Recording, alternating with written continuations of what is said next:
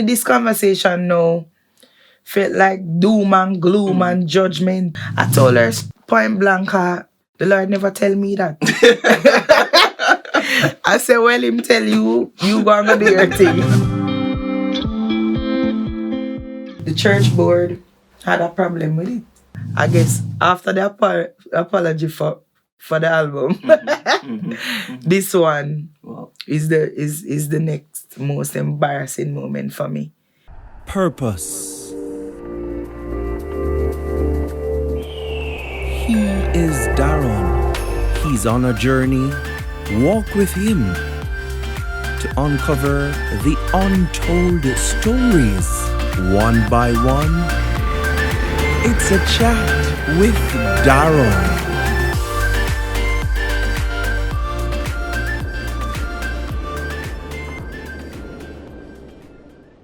This episode of A Chat with DaRoN is brought to you by Pure Music Studios at 210 Mountain View Avenue in Kingston, Chops Metal Work and Hardware Supplies at Sydenham Commercial Old Harbour Road in Spanish Town, Clark's Hardware Supplies at 327 Willowdene Parkway in Willowdene, Spanish Town, and Everything Anthony Media.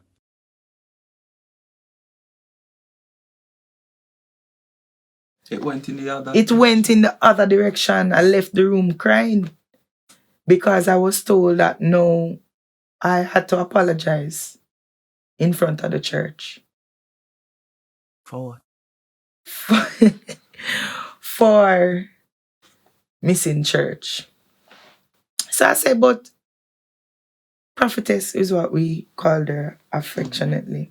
So prophetess, I told you about the album. So, when you're doing production, when you're on the road doing things, sometimes you're going to miss church. Mm-hmm. But as long as your leaders know what you're doing, exactly, I believe you should be in good standing. Mm-hmm. So based on our previous conversation, I don't think that would have been a problem. It was, she said to me that the board of the church board had a problem with it. And I had to give an apology. You apologized? I apologized. It was one of the hardest things I've ever had to do in life. I went in front of the church that I was born and raised in. This apology, I don't know if our listeners and our viewers know what this is about. In a traditional church, people who have fornicated and have it has caught up with them, most times in the form of pregnancy. That is when you're asked to give an apology. When you're caught in adultery, you're asked to apologize in front of the church. So I've never personally seen it done for anything else, but those type of things. But then you realize that if you make an album, you have to apologize for it. Yeah, as well. I realized I had to apologize for the album. Pretty much. No, it's really funny because if you're doing something to build the kingdom of God and then apologizing for it, I don't understand how it makes sense. So what was the apology? I went up to now. My words elude me. I can't remember exactly. I just remember I was shaking. I just remember looking at the people that I grew up knowing as auntie and uncle and mother brown and those type of people. And I have to apologize. The people themselves were clueless. They didn't know. People came to me afterwards and said, what you apologize for? Exactly. Persons saw what I consider now to be just unfair and straight out mean. And it's sad that these things happen in church, but it's the reality. And I don't know if there's anybody else watching this video today having that experience. I know that a lot of the people that grew up, who, as I say, sat before me and were clueless. Some of them probably this is the first time them hearing me talk about it. This is the first time I'm talking about it publicly. Wow. Did that affected the way you minister after that? Pain has a way to affect me positively. I don't know how. I don't know why. But anytime I go through anything that's rough, you can almost expect every time I go to minister after that to be powerful. So I've been told. So I've been told pain. Whenever I'm feeling pain, whenever I'm going through embarrassment, whenever I'm faced with a trauma, I go back to the cross. I go back to fasting. I go back to prayer. And so what comes after that It's glorious. is glorious.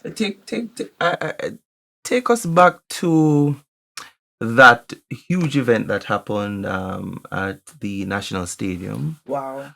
I was there, and I was expecting a full set from you. That didn't happen. A lot of persons were disappointed because your set was cut short. Yeah. And the people them never get to hear the church medley, Yeah. which would have the stadium running up and down and dancing. What Yeah. happened?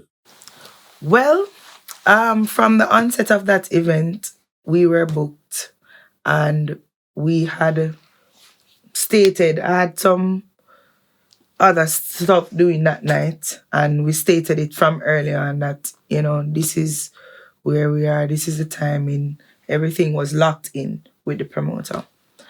I'm not sure of all the details of that event, to be honest, but I realized upon reaching the event that there was some confusion with the lineup and the timing and the structure.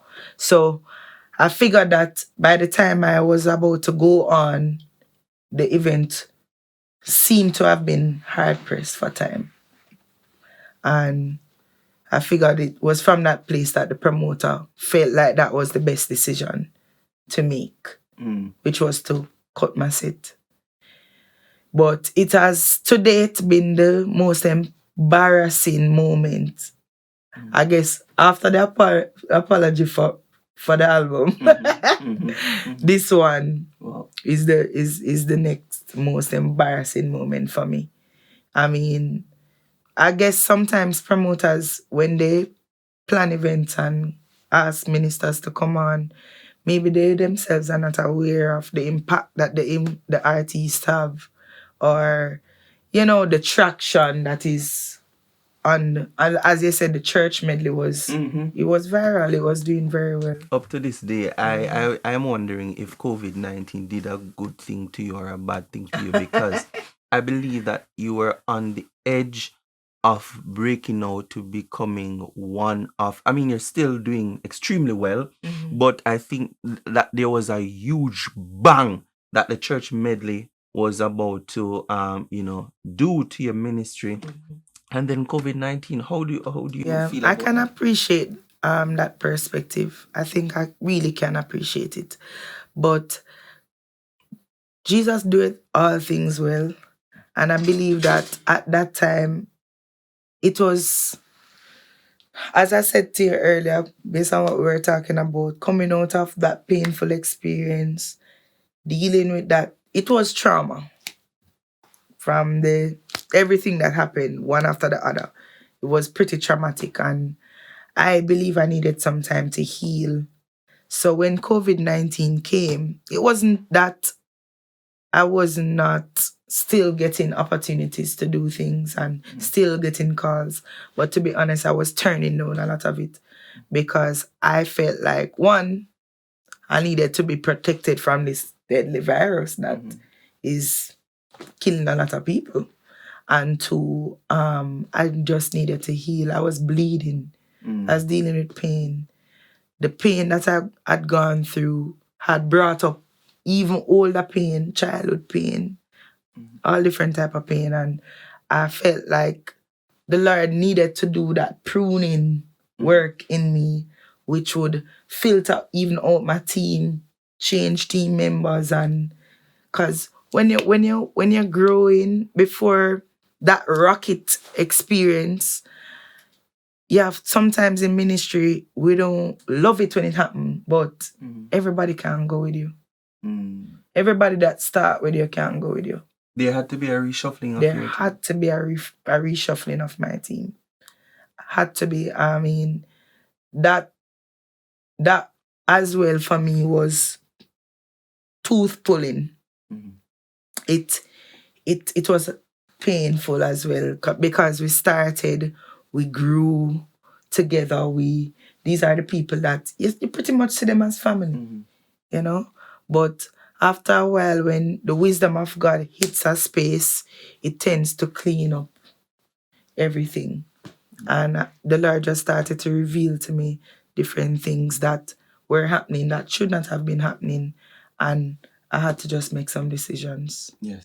I want you to tell us, the song is very powerful, Still Breathing. Tell us the experience you were having, which birthed this song. Still Breathing. Still Breathing is not the first song I wrote, but it's the second one.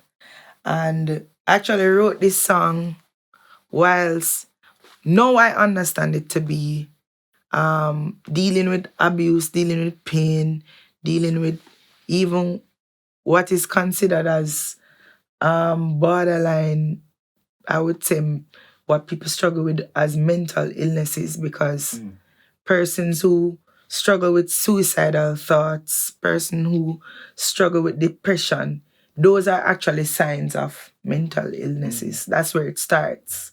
You know, so it depends on what you do when those moments arrive. That's what dictates if you actually become mentally ill. You know, so I think I started to experience just feeling like I was gonna die. I didn't know why I felt that way. I just felt like I was gonna die. It was so bad that I actually went to the doctor. I felt like I was sick. I went to the doctor, got a complete checkup, did blood work, and did all the blood tests available. And everything came back okay. There was no illness found in my body. So I realized that it was just a plan of the enemy to make me feel depressed, to lock me into that space where I felt in my mind that I was gonna die. And I started to just go back to the word of God. You know, that scripture that says, I shall not die, but live and declare the works of the Lord. And I found myself just reading that scripture every day. No, there was one specific day when someone called me, a minister that I really respected, just called me out of the clear blue while I was going through. And just started to pray over me and just started to say, I rebuke the spirit of death. You're still breathing. And you shall not die, but you shall, and just started to speak those words.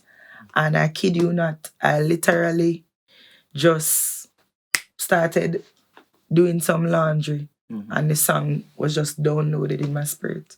And that's how that song was birthed. Powerful.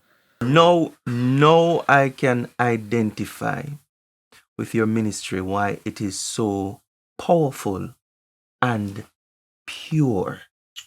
Wow. Personally, I'm telling you this because I have experienced you ministering, and there is this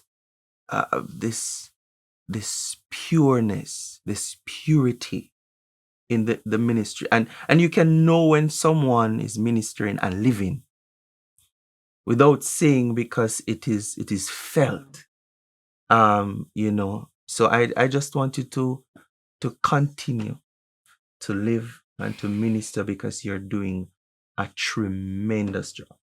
We couldn't close off this interview without talking about your fiance. Yeah. So after all the pain, the struggle, Yes. you know, the darts of the adversary, you know, think he had you. The devil thought he had me. Hey! We need the organs, right? No, but you were found. Yeah. Ye that findeth a wife findeth a good thing. Yeah. You were found. Tell us about it. This. I don't even know if all of this can hold on this interview. This is like a whole different interview. Like you're not gonna believe it's like a one-up. But My fiance and I started dating. We met through a mutual friend who one day. All right, I have to start from right here. So I was working at the time. I was working at Kingston Wharves Limited. And this was before ministry, before solo. This was during I worship. And I was single for 6 years. I had not been dating. I had not been having no friends with benefits. None of those things that these millennials do and say them single, but they're not really single. You know, I had committed my temple, my heart, my body to the Lord. I realized that there was a call in my life, and I was chasing after purity, sexual purity, emotional purity, purity on every level. And I remember I had a friend at the time, you know, who was doing the same. So we would communicate with each other and would always encourage each other in the Lord. Insert right here, keep friends who you and them on the same level. It's very good for you, it will do well for you. And so during that time now, so me and my friend coming up, and then she get one little boyfriend now. So she get a boyfriend and she was so excited about it, and she's saying, you know, we're not going to kiss, we're not going to fornicate. And, you know, because we're all up in that church girl, real Christian living thing. Yes. And I was so happy for her. I was celebrating with her, telling me about our first date and all the works. I think the Lord led her now to feel for me and feel like, why you get one boyfriend yes, too? You can't Me alone can't over here. Yeah. But the Lord always give me things. I've never had to be praying and, oh Lord, I want a husband. And I've never been at that place. You know, so I she called me one day while I was at work. My phone rang. I said, why is she calling me over and over? Because the job I was doing, I couldn't answer my phone on the front line. And I eventually took a little break and went round the back and answered my phone. She said, I met this guy and him know you, and I asked him if him like you, and him say yeah, and I ask him how him type is, and him everything where him say is you. Yeah. And I feel like I just want reconnect you guys. And she was just so excited. And I said, not You were too excited about that. You know, for do that Cupid thing there, my G, just, you know, God will work out my thing. She's like, come on, Rhoda. You know, just talk to him. Him want your number. Just talk to him. And if it not work out, at least you can be friends. Thought about what she said. And I said, all right, give me a number. This was like a Saturday. Who's that friend? Her name is Trevel Clark Wine. Okay. Big up. Big up, Treves. Big up, Treves. Yeah. And we, you know, she said she gave me a number. So I'm just there, you know, waiting to see if this guy would link me, send me a text or whatever. Saturday pass, nothing. Sunday pass, nothing. Monday pass, nothing. Tuesday, Wednesday pass, nothing. Thursday, I see one text come in from my phone. Hi. So I said to myself, because all throughout this time now, I'm thinking he's probably changing mind because she gave me a number from Saturday, as she said.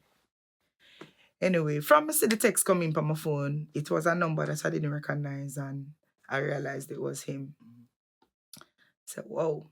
But she had showed me pictures, so it was somebody that I saw and everything. And I liked how he looked. In pass a good looking. Chacha boy, as my auntie would have said. Mr. Denville Buchanan. Denville Buchanan dresses very well. He's always been that type of young man that I found myself being attracted to in church. Always like the men that put themselves together very well. Clean shave, smell good, you know, and just have the look. So we started talking and we would be texting each other every day at the time. And it was fun. From the first week, me spoon, you know, because I'm like, that you tell it look like I eat this. And I actually started to pray and say, Lord, please don't make me waste my time. And like, everything I do, I always go before the Lord. I don't do anything without going to that space. So we were talking for a few weeks until me just see him vanish. Me now hear from him. I say, I wonder if I'm alright. I don't know what was up. Anyway, fast forward, when he reached out to me, like a few months after the silence, he must say he was going through some stuff and so I said, but you could have at least said something still because we did a talk every day, you know. Anyway, I forgave him and we were communicating again and thing. We started now a relationship. We met each other. So we were on the phone talking for a lot of months. Don't remember how much exactly. But this was what? 2016. I met him in 2016, November. And we started, that's on the phone via texting. In February now, we decided that we were gonna go on our first date. And our first date was actually the PIA tour. I don't know if everybody remember that when Jonathan McReynolds came to Jamaica. And there was a big event up at Slipe Road, Emmanuel Apostolic Slipe Road. The PIA tour. And that was the first time I met. When I met him in person, I'm just like, I am this. I just know in my heart, said that man I go be my husband. Take us to the time when you proposed. Yes. So after that, now fast forward from that, we were dating for 9 months. And then homeboy vanish again. Again? 2 strikes. Homeboy link me and tell me say we you know, him want out of the relationship. Really? Out of the relationship. Broke my heart. And I have to go right here, so because this, as I said, the Lord always use pain and build my ministry. Every time I sing after pain, that's when the Lord. Church Medley, this is what people don't know. Church Medley was birthed out of being heartbroken in this place with Denville. Wow. It was me saying to myself, take a grip. Another grip. You were talking to yourself. I was talking to myself. Even the first song, as I traveled through this pilgrim land, it was from that place of being heartbroken. One of the songs that a lot of people love, You Lift Me Up. That's straight out of that place. Wow. You understand? And even Denville told me that when we were not together and he heard the music, he knew it was him. He knew that song, You Lift Me Up, was from that place because of what he broke my heart. Wow. So he broke my heart and we weren't in communication for probably about a year or so. Year and plus. And then, you know, my boss just reappear again. Closer to my album launch. Wow. Reappear. And he started to apologize. I remember I did an event in Papine a few months before the album launch, and I saw him there because he plays the keyboards as well. Saw him there, was playing for some other people. And it was the first time seeing him after the breakup. So he was nervous. I was nervous, and everybody in my band did know about it. Everybody a pre. My brother them want. My brothers were angry. Yeah, man. Boy, I forget some. You two are pre, yo. You know, right? You know, brother them a give bare attitude and things. So we went through that place of, you know, people were just so angry with him. Everybody that loved me, that knew our relationship, was so upset. Even though I don't think some people forgive him. I hope them will watch this video and forgive him. Because I'm telling you, God, this is the spaces where God work. And when him work, you know it's him. Yes. And I'm telling you, God had him in a process, Mm-hmm. going through, fixing him up, cleaning him up. He was going through some pain too Mm-hmm. during that time. So I feel like God was preparing me on this side and over there preparing him on that side. Powerful. It was just, he went even through a similar experience with the church because we came from a similar church background. So it's the same kind of traditional church vibe where you go through that manipulation, controlling space. Wow. You know, he dealt with that on his side as well.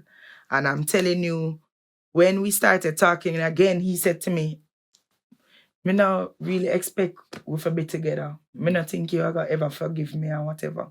He asked to take me out. And, you know, I decided, I was getting counseling at the time from a pastor. Another pastor, not that pastor. And the pastor told me, yeah, man, hear him out. I really honor that man. That man eventually gave us marriage counseling because I don't know, the Lord just tell him, say, yeah, man, give him another chance, man. Hear him out. And I remember the day we went to the country, took me, because you know him have to come good now. Yeah. Him have to go hard. In your work, man. Spend some money. You know, so it was a very fancy date and thing, and we spoke for hours and cleared up a lot of the misconception. He was able to share with me what really went down with him, and he was just going through some personal things. And I said, okay, because me did think him cheat on me. Just be real with the saints. I thought he cheated on me.